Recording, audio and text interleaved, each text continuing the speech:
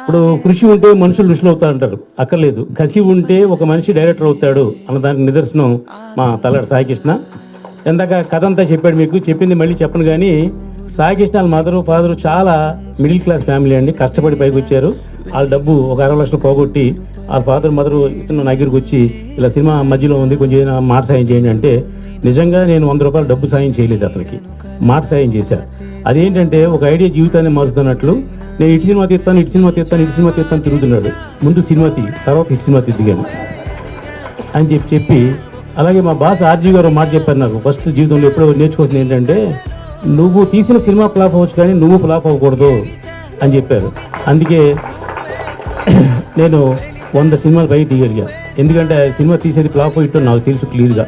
Press మీట్లో super hit అని చెప్పినా మనం ఏం తీసాం, ఏం ఎఫర్ట్ పెట్టాం, ఏం వస్తుందో కూడా తెలుసు. కాబట్టి ప్రాక్టికల్గా ఉంటే డెఫినెట్గా అది బాగుంటుందని